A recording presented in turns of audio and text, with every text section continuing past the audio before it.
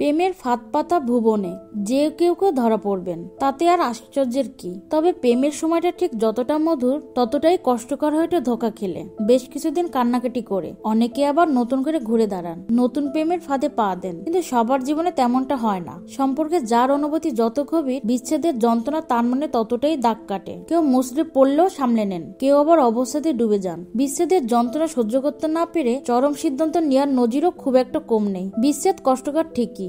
নতুন প্রজন্মে অনেকে ডিজিটাল দিনে প্রেম খুঁজে নিচ্ছেন, সেভাবে হয়তো কেউ কাউকে চেনেন না, কিন্তু কিছুদিন কথাবার্তা চলতে না চলতেই অনেকে মানসিকভাবে সংযুক্ত হয়ে পড়েন ওই মানুষটির সঙ্গে। সেই মানুষটি আদৌ বিশ্বাসের যোগ্য কিনা তা নিয়ে তলিও ভেবে দেখেন না, অথচ কিছুদিন পরে দেখা যাচ্ছে দুজন দুজনের পরিপূরক নয়, বিচ্ছেদ অবধারিত। তবে অল্প সময়ে অনেকে এমন ভাবে মন দিয়ে বসেন যে ভাঙ্গন ভীষণ কষ্টকর হয়ে ওঠে। এই সময় সাধারণত কয়েকটি কাজ করা যায়। এই সময়টা যত সম্ভব বন্ধু, আত্মীয়, প্রিয় মানুষদের সঙ্গে কাটানো দরকার। কোথাও বেরিয়ে আসা, সিনেমা দেখে ব্যস্ত করে রাখলে খানিকটা সময় অতীতের স্মৃতি থেকে দূরে থাকা যাবে। তবে বিষণ্ণ মনে কোনোটাই ভালো লাগতে নাও পারে, তবু বন্ধুদের সঙ্গে কষ্টের কথা ভাগ করে নিলে মন হালকা লাগবে। নিজেকে প্রশ্ন করা দরকার, যে মানুষটা কষ্ট দিলেন তিনি সত্যি কি যোগ্য ছিলেন? তিনি কি সত্যি কোনোদিন ভালোবেসেছিলেন? যদি তা না হয় তাহলে এক চোখের জল বা কষ্ট অর্থহীন। বিচ্ছেদের পরের সময় যতই তালমাতাল হোক না কেন, কর্মজগতে মন দিলে বেশ কিছু সময় অন্য সমস্ত দিকগুলো ভুলে থাকা যায়। এই ক্ষেত্রে কাজের জগতে প্রশংসা মিললে নতুন করে ভালো লাগা তৈরি হবে।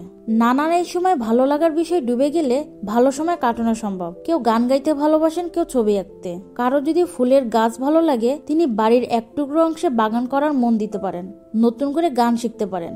নিজেকে ভালো দিকগুলোতে ডুবিয়ে রাখলে কষ্ট বলা সম্ভব হবে।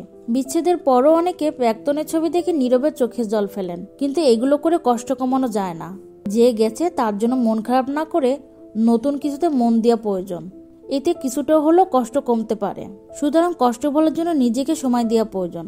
তবে যদি বিচ্ছেদের অভিঘাতে খাওয়া, ঘুম ও দৈনন্দিন জীবনে তার খারাপ প্রভাব পড়তে শুরু করে, তাহলে কাউন্সিলিং করানো দরকার।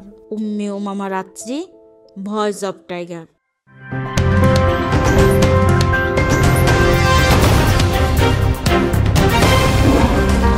Voice of Tiger.